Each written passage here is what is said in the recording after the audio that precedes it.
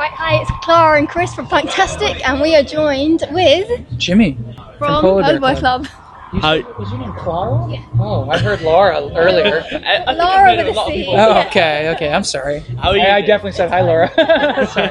I'm good, how are you? Yeah, I'm really good. Good. Oh, you're really good? Yeah. You're looking at me with this crazy eye. So how was your set today? It's great. It was really fun. We had a little bit longer. I don't know why, but our set was a little longer today. They gave us 5 more minutes, so we got to play a little bit longer. We had a great crowd. It was great. It was really intense, the crowd. And the band were playing, were really giving it all. So is there anything like ritual or thing you have to do to get into the mindset before the gig?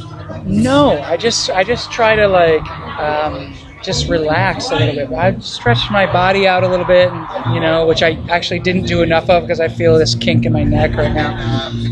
But I just try to relax, and I have really nothing to do on the stage. I'm the singer, so I just hang off to the side and let the guys do their thing, set their stuff up, and just take the stage and it goes, You guys have a couple of albums out now, so I know when it comes to set lists, a lot of bands find it very hard to put their set list together to get the right emotional balance. So how do you do that? It's very hard.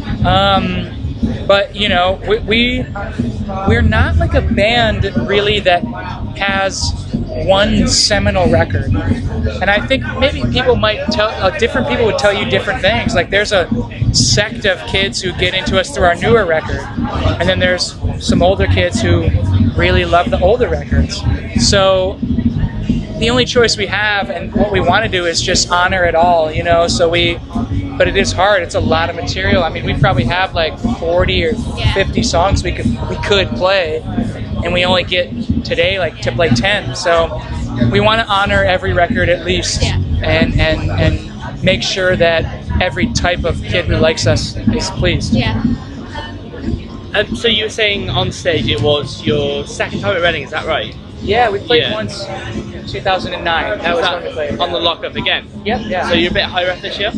Just a little bit, yeah. So how does it feel as an American band to go to a British festival? Get received so well. Yeah. It's great because we spent the whole summer doing an American festival.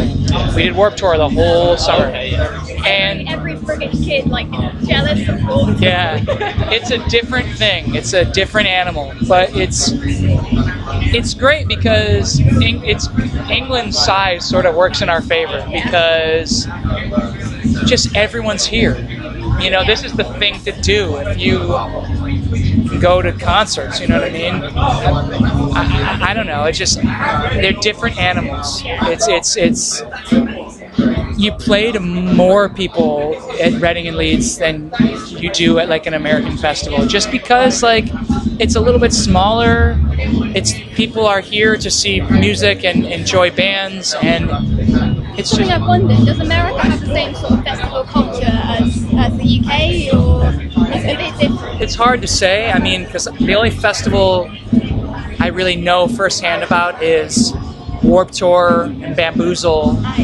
Bamboozle is a little like this, but of course there's South by Southwest and Fuck Yeah Fest, Fun Fest. There's a lot of fests. What's the Fest? Yeah, which is the best. Yeah, that is the best. So Yeah, much fun. it's great. It's our bread and butter, really. But I think those fests are a bit more separate. Yeah. More oh, you like indie music, you're going to South by Southwest. Yeah.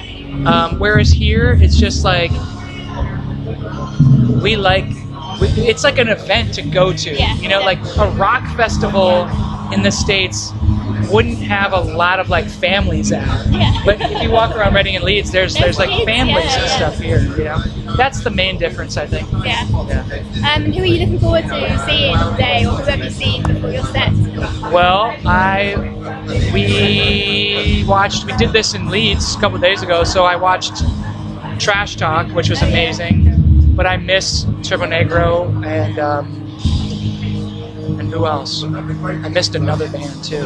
And the Flatliners. I got to see Flats today. I'll see Cervo Negro. I watched Foo Fighters in Leeds.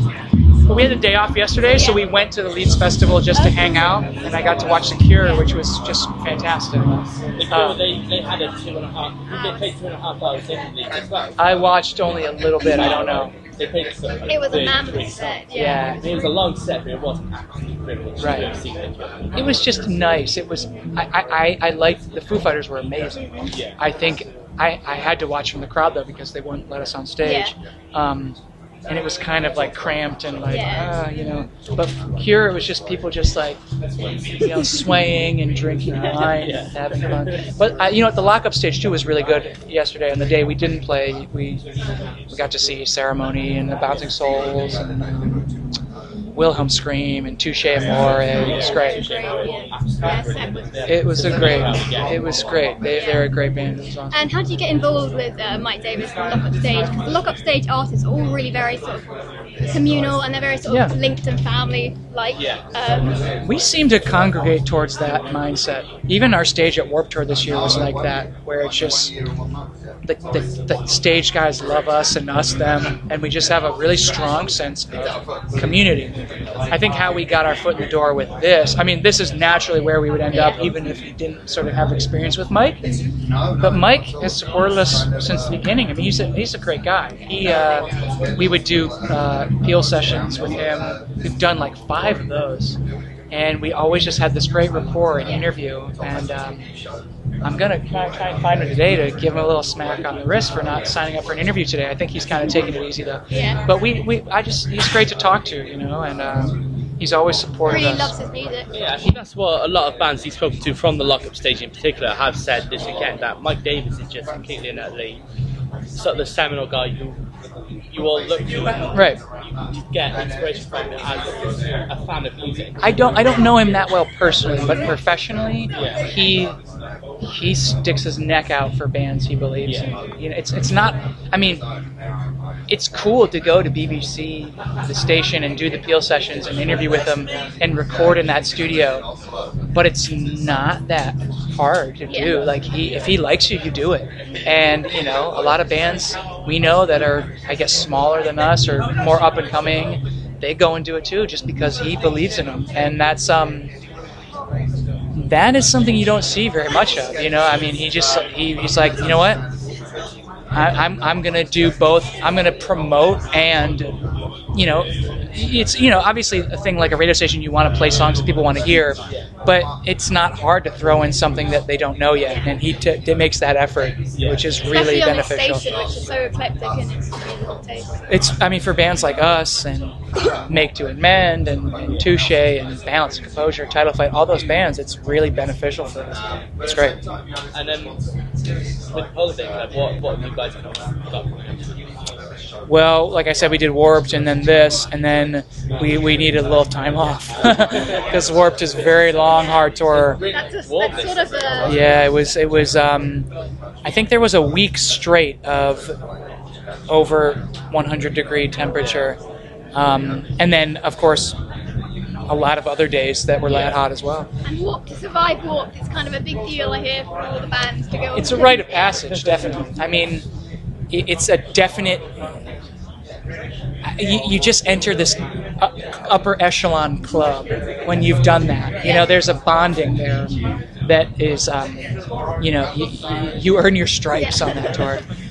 But so we were going to take the fall off. We've got some one-off shows, and then we're going to be working on a new record. And our next like kind of tour isn't until Soundwave Festival in Australia.